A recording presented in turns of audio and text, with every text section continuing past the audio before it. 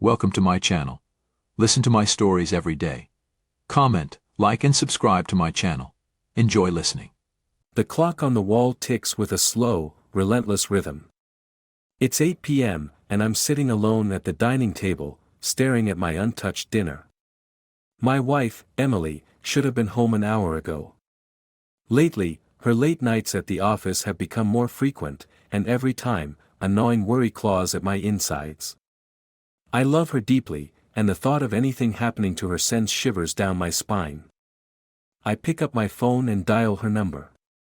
The ringtone drones on, echoing in the silent room, until her voice, bright and slightly out of breath, finally comes through. "Hey, sweetheart," she says. "I'm still at the office. We have a ton of work to finish." "Emily, it's getting late. Are you sure you're okay?" I ask, trying to keep my voice steady. "Yes, just a bit busy. Don't wait up for me, alright?" I hang up, but the unease lingers. Something feels off, and I can't shake the feeling that there's more to her late nights than just work. I trust Emily, but doubt has started to creep into my thoughts like a shadow in the night. The hours crawl by. At 9 p.m., I call her again. This time, she doesn't answer. I try to focus on the TV, but my mind is elsewhere. At 10 p.m., I call once more, and still no response. My anxiety tightens its grip. I pace the living room, glancing at the phone every few seconds. Finally, at 11 p.m., she answers, sounding more breathless than before. "Yes, honey, we're having a meeting, can't talk," she says hurriedly. "Emily, why are you breathing so heavily? Are you okay?" I press, concern edging my voice. I'm fine, really. Just, moving some files around. I'll be home soon." Before I can say anything else, she hangs up, but not before I catch a strange background noise. It's faint, but it sounds like laughter. And was that a man's voice? I sit down, trying to piece it all together. My thoughts are a tangled mess of suspicion and worry. I love Emily, and I want to believe her, but something doesn't add up. The hours drag on, and I keep glancing at the clock. Midnight comes and goes, and still no sign of her. Just as I'm about to call her again, the door creaks open. Emily steps in, looking exhausted but smiling. "Hey, you're still up," she says, dropping her bag by the door. "Couldn't sleep," I reply, studying her face for any sign of deceit. "I'm sorry, work's been a nightmare." "Let's get some rest," she says, heading towards the bedroom. I follow her, my mind racing with questions I can't yet bring myself to ask. As she sleeps beside me, I lie awake, staring at the ceiling. I need to find out what's really going on. The seed of doubt has been planted, and it's growing rapidly, fueled by her late nights and the strange phone call. The next day, I decide to take matters into my own hands. I take a half-day off work, telling my boss that I have a personal matter to attend to. My mind is set on discovering the truth. I head to Emily's office, parking a few blocks away so she won't see my car. I wait in the coffee shop across the street, keeping an eye on the entrance. Around 6 p.m., I see her walking out, not alone, but with a man. He's tall, with dark hair and a confident stride. They laugh together, and he puts a hand on her back as they head to a nearby restaurant. My heart sinks, and a cold fury starts to burn inside me. I follow them discreetly, my stomach churning with each step. They enter the restaurant, and I find a spot where I can watch them unnoticed. I see them talking animatedly, their faces lit up with smiles. The sight makes my blood boil. How could she do this to me? To us? When they finally leave, I trail them to a nearby hotel. They check in, and my suspicions are confirmed. I feel a mix of rage and heartbreak that threatens to overwhelm me. I can't let this go on. I need to confront her, but not now, not here. I need a plan. That night, I return home, my mind spinning with thoughts of betrayal and revenge. Emily arrives much later, slipping into bed without a word. I lie there, staring at the ceiling, knowing that everything has changed. The woman I love has been unfaithful, and I can't let it go.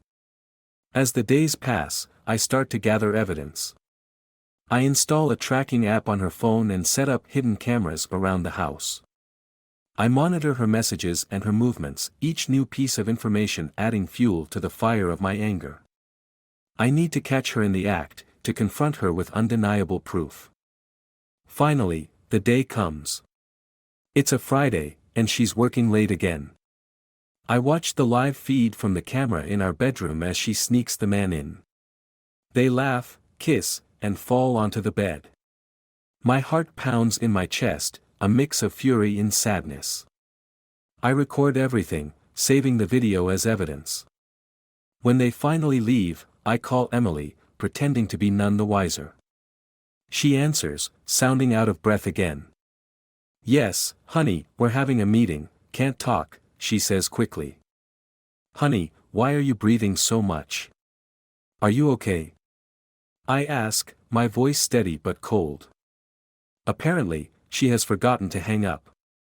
Just as I want to end the call and put the phone down, I hear moans from the speaker. "Honey, hurry up. I'm almost done. How good you are in bed." I grip the phone tightly, my knuckles turning white. The sound of her betrayal is like a knife twisting in my heart. I want to tear apart my unfaithful wife and her lover. I take a deep breath, forcing myself to stay calm. I can't act on impulse. I need a plan. The next few days are a blur of anger and planning. I devise a scheme to ruin her career, to take away what she values most. If she wants to betray me, she'll have to face the consequences. I gather all the evidence I need and prepare to set my plan in motion. The betrayal has lit a fire inside me, a drive for revenge that won't be satisfied until she's paid for what she's done. My unfaithful wife has no idea what's coming, and when I'm done, she'll regret every lie she's ever told. Monday arrives with a deceptive calm. I sit at the kitchen table, sipping my coffee and scanning through the daily news, but my mind is elsewhere. Emily, my unfaithful wife, moves about the kitchen, preparing for another late night at work. She kisses me on the cheek, her lips a whisper of warmth that feels cold against my skin. "I'll be late again tonight," she says, avoiding my eyes. "We have another big project." "Sure," I reply, forcing a smile. "Just be careful." I watch her leave, her movements smooth and confident, as if nothing is wrong. Once she's gone, I pull out my phone and check the tracking app. She's heading to the office, just as expected. I close my eyes, taking a deep breath to steady myself. Tonight is the night. Everything is set. At work, I can hardly focus. My thoughts keep drifting back to Emily and the plan I've set in motion. My colleague, Mark, notices my distraction. "Hey, Tom, you okay?" he asks, leaning against my cubicle. "Yeah, just a bit tired," I lie. "Didn't sleep well. Is everything okay at home?" Mark's concern is genuine, and for a moment, I feel a pang of guilt. "Yeah, just the usual," I reply, brushing it off. "Thanks for asking." As the day drags on, I count the minutes until I can leave. Finally, 5 p.m. rolls around, and I head home, my heart pounding with anticipation. I set up the hidden cameras and make sure everything is in place. Emily's laptop sits on the dining table, and I can't resist opening it. Her emails and messages confirm my worst fears. She's been planning her nights with him meticulously. I close the laptop, my resolve hardening. I wait for her to come home, every minute feeling like an hour. At 9 p.m., she finally calls, sounding out of breath. "Yes, honey, we're having a meeting, can't talk," she says hurriedly. "Emily, why are you breathing so heavily? Are you okay?" I ask, playing my part. "I'm fine, really. Just moving some files around." I'll be home soon. She hangs up, and I know exactly where she is. I watched the live feed from the hidden camera in our bedroom. The man, her lover, is there with her. They laugh, kiss, and undress, oblivious to the fact that they're being watched. My phone buzzes. It's a text from John, my old friend from college who now works as a private investigator. He's been helping me gather evidence. Everything is ready. Are you sure you want to go through with this? He asks. Yes, I reply. It's time. I drive to Emily's office, my hands gripping the steering wheel tightly. I park a few blocks away and wait. At 11 p.m., I see her and the man leaving the building, heading towards the hotel. I follow them, my heart pounding in my chest. They check into the hotel, and I wait for a few minutes before entering. I walk up to the reception desk, my nerves steady. I'm here to see a friend, I say, giving them a charming smile. Emily Thompson. She just checked in. The receptionist nods and directs me to the room. I walk down the hallway, my footsteps echoing in the silence. I stand outside the door, taking a deep breath before knocking. The door opens, and Emily stands there, her face pale with shock. The man behind her looks equally stunned. Tom, what are you doing here? She stammers. I think you know, I reply coldly. Can I come in? She steps aside, and I walk into the room. The tension is palpable. I turn to face them, my anger barely contained. How long has this been going on? I ask, my voice low and dangerous. Tom, it's not what it looks like, she begins, but I cut her off. Don't lie to me, Emily. I've seen the emails, the messages. I've heard the calls. How long? She glances at the man, who remains silent. A few months, she admits, her voice barely a whisper. A few months, I repeat, the words tasting bitter in my mouth. And you thought you could get away with it? Tom, please, she begs, tears filling her eyes. I'm sorry. I never wanted to hurt you. It's too late for apologies, I say, my voice hardening. You've made your choice. I turn to leave, but not before giving the man a final, cold glance. You should leave town. If I ever see you again, it'll be too soon. Back in the car, I take a moment to collect myself.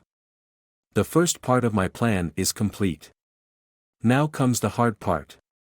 I need to destroy her career, to make her feel the pain she's caused me. The next day, I meet with John in a quiet cafe.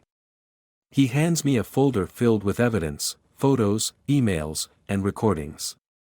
Everything I need to bring Emily down. Are you sure about this? John asks, his eyes searching mine. I've never been more sure, I reply. She needs to pay for what she's done. I spend the next few days carefully planning my move. I compile all the evidence into a detailed report and send it anonymously to her company's HR department, the board of directors, and several key clients. I know this will ruin her reputation and career, but I don't care. She deserves it. A week later, the fallout begins. Emily is called into a meeting with HR, and I watch from a distance as she leaves the office, her face pale and drawn. She calls me, but I don't answer. I'm done listening to her lies. That evening, she comes home, her eyes red from crying. Tom, I lost my job, she says, her voice shaking. I'm sorry to hear that, I reply, my tone icy. Maybe now you'll understand how much you've hurt me. Tom, please, we can work this out, she pleads, but I shake my head. There's nothing left to work out, Emily. You've destroyed everything. She breaks down, sobbing uncontrollably. I watch her, feeling a mix of satisfaction and sorrow. I've taken my revenge, but at what cost? As the days go by, Emily's life unravels further. She loses friends, and her reputation is in tatters. I feel a grim satisfaction watching her suffer, but a part of me can't help but feel empty. Revenge has not brought me the peace I hoped for. One evening, I sit alone, reflecting on everything that's happened. The anger that once burned so fiercely has started to fade, leaving a hollow ache in its place. I realize that while I've punished Emily, I've also lost something precious. The love we once shared is gone, replaced by bitterness and regret. I know I need to move on, to find a way to heal. But for now, I remain trapped in the past, haunted by the choices I've made and the life that could have been. The road to recovery will be long and difficult, but I must walk it.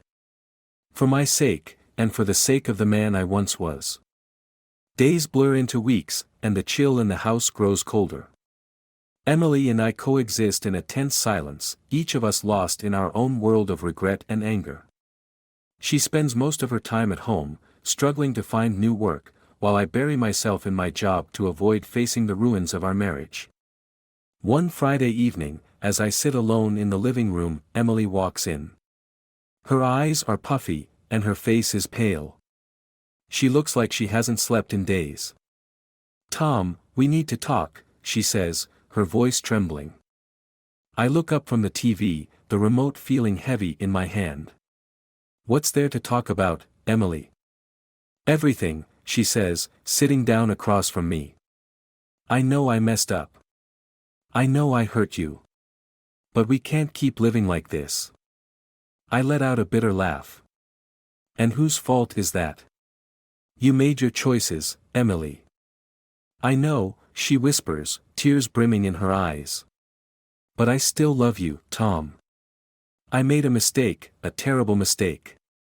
Please, can we at least try to fix this?" "Fix this?" I echo, my anger rising. "You think we can just fix this like it's a broken appliance? You betrayed me, Emily. You destroyed everything we had."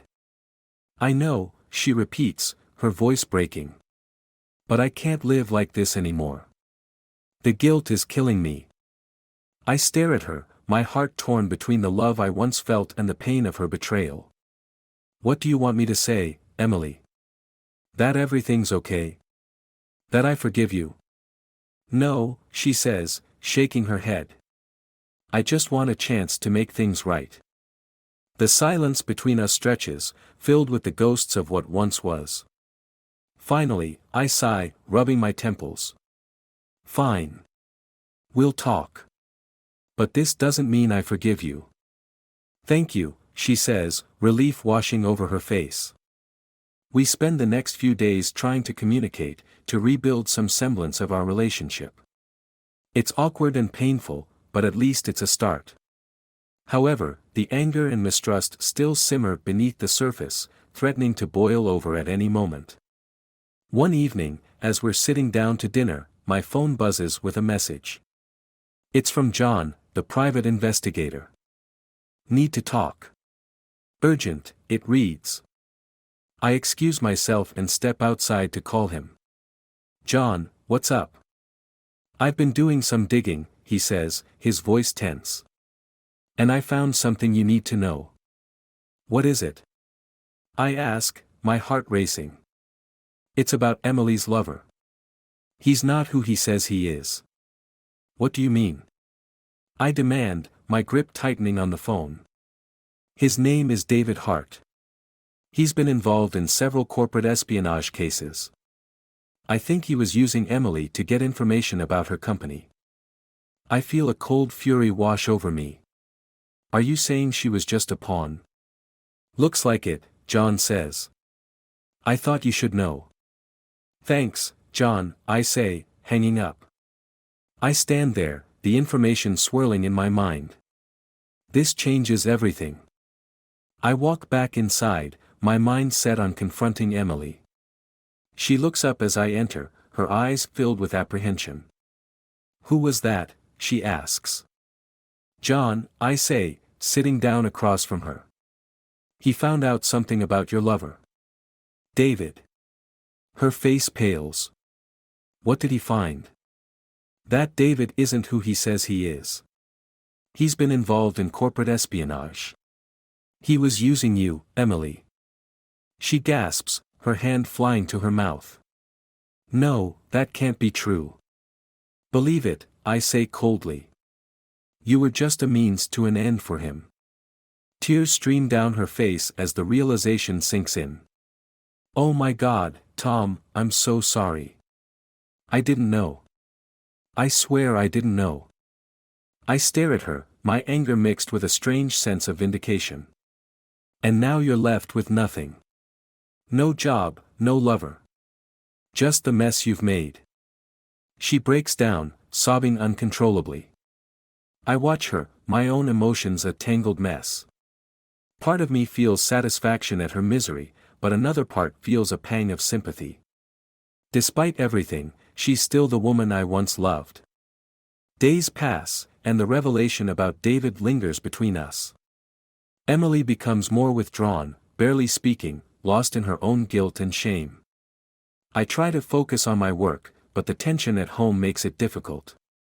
One evening, as I'm working late in my home office, there's a knock on the door. I open it to find Mark, my colleague, standing there with a concerned look on his face. Mark, what are you doing here? I ask, surprised. Can we talk? He asks, glancing around nervously. Sure, I say, stepping aside to let him in. We sit down in the living room, and he fidgets with his hands. Tom, I heard some things at work, he begins. About Emily. I tense up. What did you hear? People are talking about how she lost her job. They're saying it was because of something you did. I feel a surge of anger. What are you implying, Mark? I'm just saying, be careful.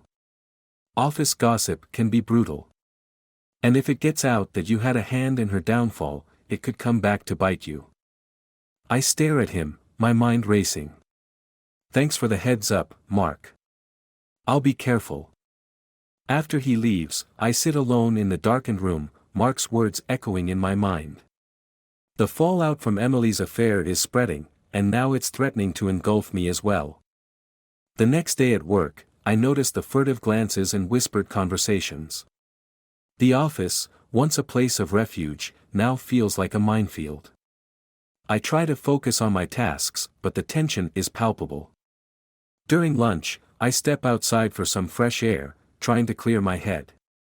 As I walk down the street, my phone buzzes with a message from John.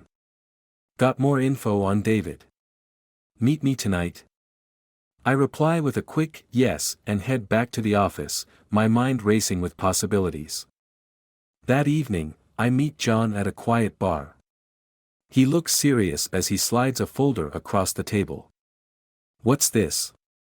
I ask, opening it. Everything on David Hart.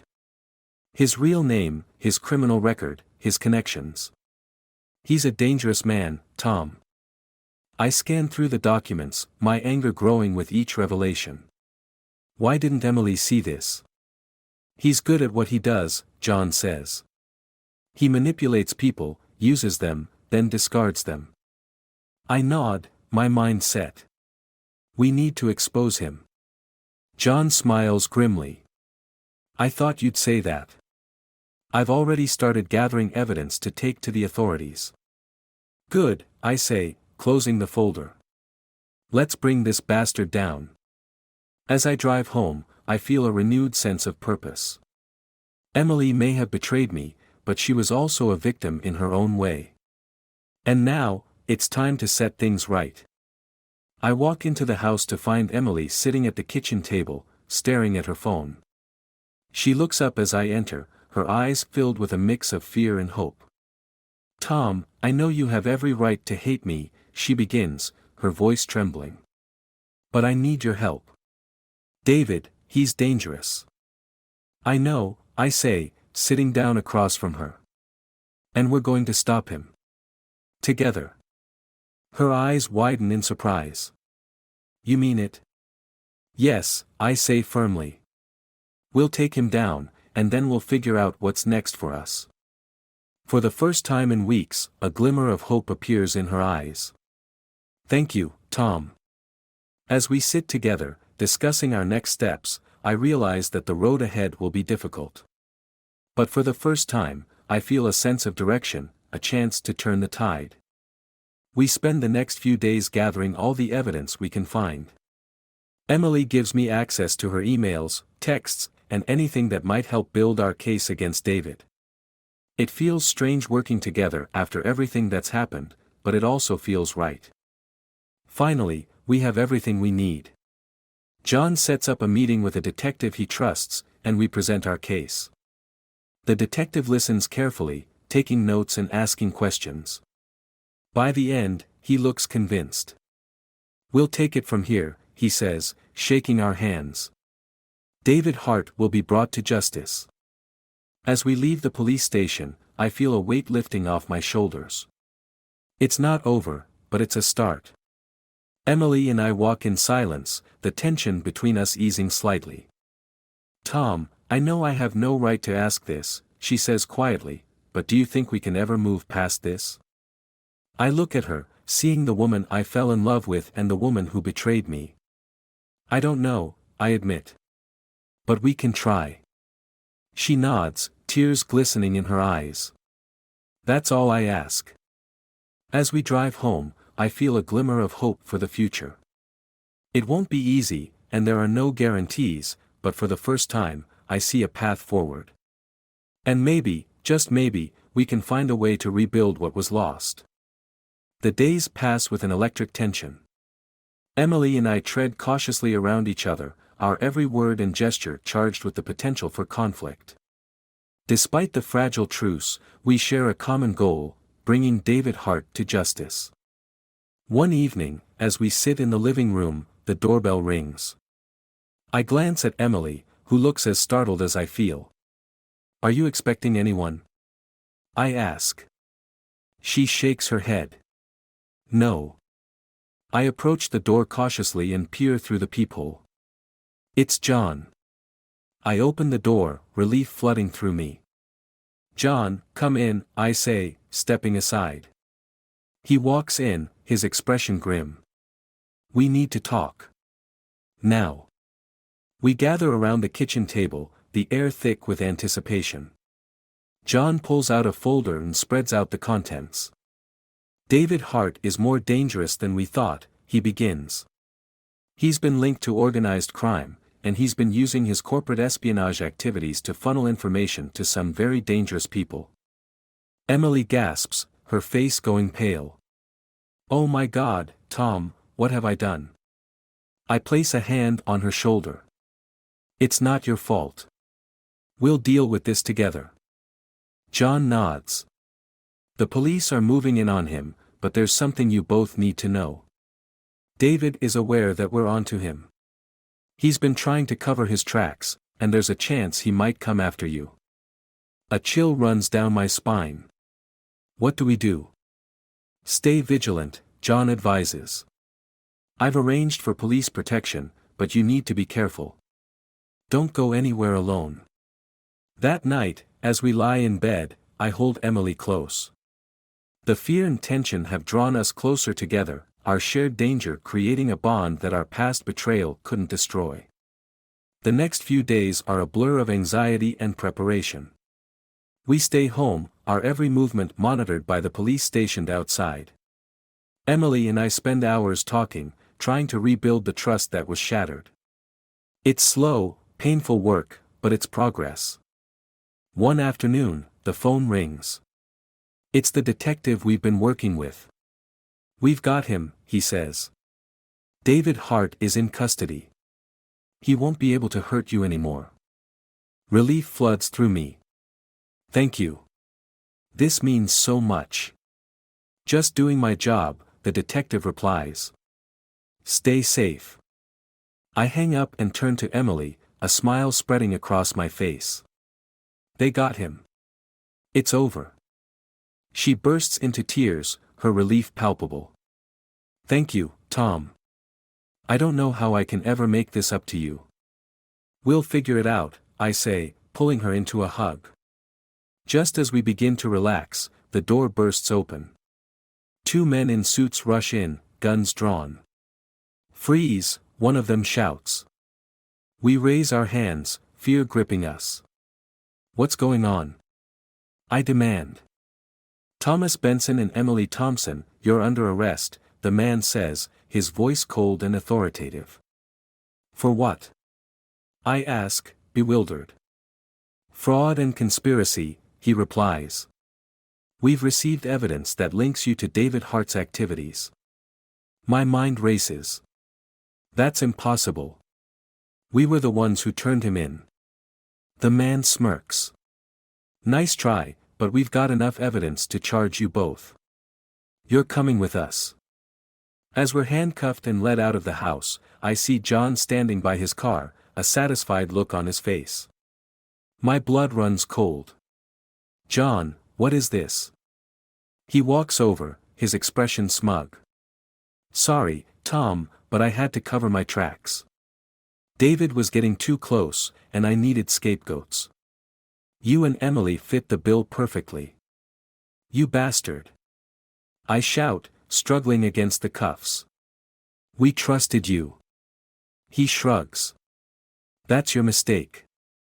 Goodbye, Tom. As we're driven away, the reality of our situation sinks in. We've been betrayed by the one person we thought was on our side. My mind races, trying to think of a way out. At the police station, we're separated and interrogated for hours. I stick to the truth, telling them everything about David and John's involvement. Emily does the same, but it feels like we're screaming into the void. Days turn into weeks, and we're both held without bail. Our lawyer, a sympathetic but overworked public defender, does his best, but the evidence against us is damning. John has fabricated documents and planted evidence to make it look like we were David's accomplices. One evening, as I sit in my cell, a guard approaches. You have a visitor. I follow him to the visitation room, where Emily is already seated.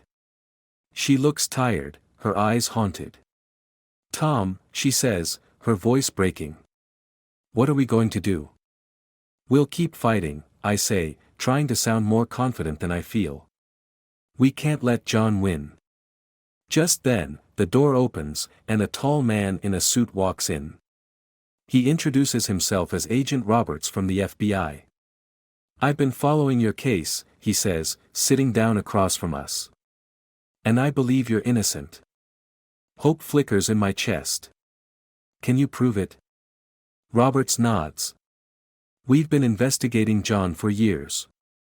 He's been playing both sides, working with criminals like David Hart while posing as a private investigator. We just needed solid evidence, and your case has provided that. He slides a folder across the table. We've gathered enough to charge John and clear your names, but we need your help to bring him down. Emily and I exchange a look. What do you need us to do? I ask. Roberts explains the plan. We'll testify against John, providing our account of his betrayal and the evidence we've collected. It's risky, but it's our only chance. The day of the trial arrives, and the courtroom is packed. John sits at the defense table, looking confident. As I take the stand, I feel a surge of determination. I recount everything, from Emily's affair to our discovery of David's true nature and John's betrayal. Emily follows, her testimony tearful but resolute. The prosecution presents the FBI's evidence, linking John to a web of criminal activities. As the trial progresses, John's confidence wanes, and I can see the fear in his eyes. Finally, the jury delivers its verdict, guilty on all counts. John is led away in handcuffs, his smug demeanor shattered. Relief washes over me as the judge dismisses the charges against Emily and me. Outside the courthouse, Emily and I stand together, the weight of the past months lifting off our shoulders. It's over, she says, her voice filled with wonder. Not yet, I reply, taking her hand. We still have a lot to work through. But at least now we have a chance. As we walk away from the courthouse, I feel a sense of closure. The road ahead won't be easy, but for the first time, it feels like a road worth traveling. Together, we'll face whatever comes next, stronger for the trials we've endured.